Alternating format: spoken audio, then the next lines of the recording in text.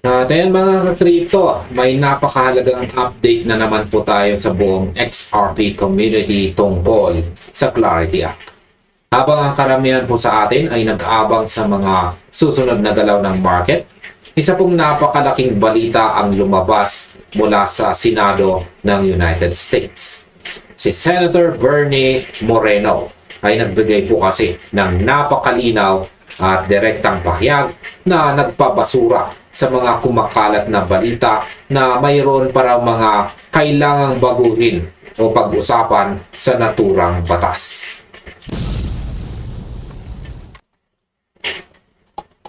Para po sa mga sumusubaybay sa kasaysayan ng regulasyon ng kripto, alam nating napakaraming espekulasyon ang lumabas nitong mga nakaraang linggo. Pero ayon mismo kay Senator Moreno dito, tapos na ang usapan. Wala nang dapat i-iron out o ayusin dahil ang kasunduan ay narating na, linggo na ang nakalipas. Ang tanong ngayon ng marami, ano ba talaga ang totoo sa mga kontrobersiyang ibinabato sa bill? At handa na ba ang Senado para sa botohan sa darating na September 15, 2026? Kaya sa video na ito ay pag-uusapan po natin ang lahat ng detalyeng ito.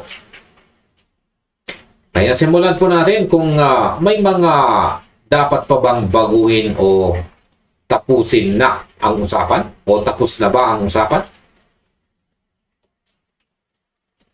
Ayan, simulan po natin sa isyong lumitaw bago mag-break ang mga mambabatas.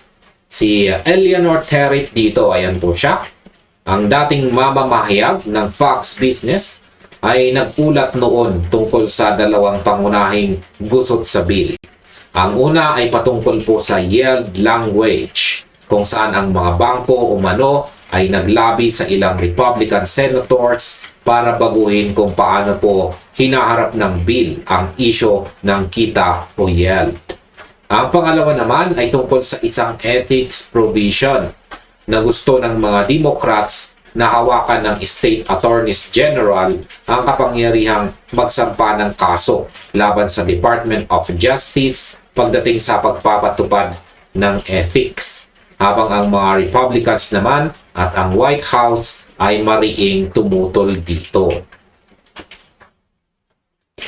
Sa aking opinyon, natural lamang na magkaroon ng mga ganitong balita sa tuwing papalapit po ang isang napakalaking batas sa pinal na botohan. Maraming grupo ang gustong magpasok ng kanilang mga interes sa huling sandali. Pero ang tugon po ni Senator Moreno dito ay napakalinaw at walang halong pag-aalinlangan. Sinabi niya na walang-wala nang dapat ayusin dahil ang kasunduan ay sarado na noon pa man. Dagdag pa niya ang 11 buwan ng negosasyon sa pagitan ng mga Republicans at Democrats sa Senado ay opisyal nang nagtapos. Kaya sang-ayon din dito si Senator Cynthia Lummis na nagsabing handa na ang bill at wala ng dahilan para patagalin pa ito. Sa madaling salita, ang bawat senador ay bibigyan na ng pagkakataon na magdesisyon at bumoto ng hayagan. Ngayon ay bakit sigurado si Senator Moreno sa 53 Republican votes? Ayan, isa po sa mga pinaka-nakakagulat na pahayag ni Moreno ay tungkol po sa bilang ng boto mula sa kanilang partido. Kung noong mga nakaraang ulat ay sinasabing mayroon silang 51 confirmed votes, ngayon ay pinahayag ni Moreno ang kanyang buong kumpiyansa na ang lahat ng 53 Republican senators ay boboto pabor sa pagtatapos ng debate o ang tinatawag na cloture para umusad na ang pagtalakay sa napakahalagang batas na ito. Ito ay nagpapakita ng isang matatag at buong partidong suporta papasok sa buwan ng September. Sa aking opinyon, ang pagkakaisa ng mga Republicans ay isang malakas na sinyales na gusto na Gusto na nilang tapusin ang kawalan ng malinaw na regulasyon sa industriya ng digital assets. Madalas nating makita sa politika na nakahati ang mga partido pagdating sa mga kontrobersyal na isyu. Pero sa pagkakataong ito, mukhang solid ang kanilang hanay. Ang pagpapakita ng ganitong uri ng suporta ay nagbibigay po ng mataas na moral sa mga investors at sa buong market. Siyempre, hindi pa rito nagtatapos ang laban dahil kailangan pa rin nila ng karagdagang boto mula sa kabilang partido para maabot ang magic number na 60 boto or 60 votes. Pero ang pagkakaroon po ng 53 na siguradong boto mula sa Republicans ay isang napakagandang simula para po sa ating lahat. Ngayon ay kailan nga ba ang sakto at pinal na petsa ng botohan?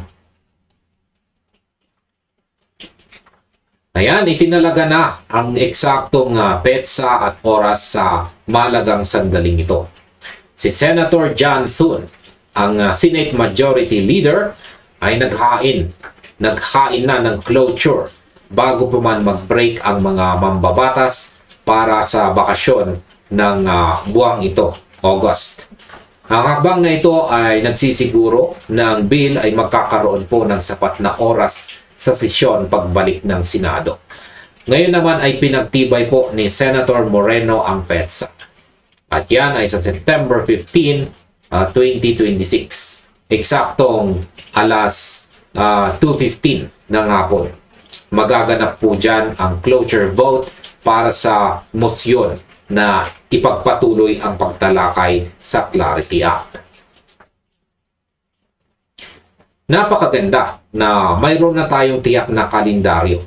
Ang kawalan ng malinaw na petsa noon ang nagbibigay po ng pangamba sa maraming tao sa market.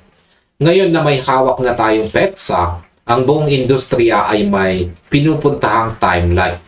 Siyempre, kailangan nating tandaan na ang kinakailangan para malampasan ang cloture threshold ay 60 boto o 60 votes.